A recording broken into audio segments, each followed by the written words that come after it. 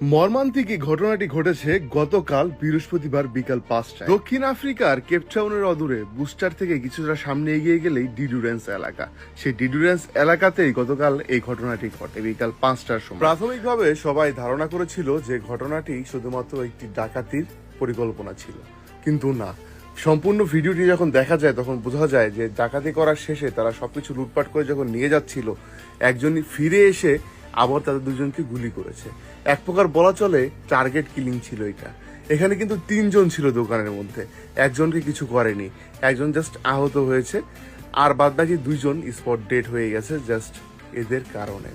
এখন পর্যন্ত এটিকে ধারণা করা হচ্ছে এটি টার্গেট কিলিং, এছাড়া অন্য কিছুই নয়। ডাকাতিটা যা শুধু একটা সাজানো নাটক, আর কিছু না। এছাড়াও স্থানীয়দের সাথে কথা বলে জানা গেছে যে এখানে কয়েকদিন যাবত নাকি একটা ঝামেলা চলতেছিল তাদের কারোর সাথে মেয়েলি ঘটিত ব্যাপারে, কিন্তু তার বলে 2জনকে হত্যা করবে কেন? কেন এই 2জনের প্রাণ নিবে?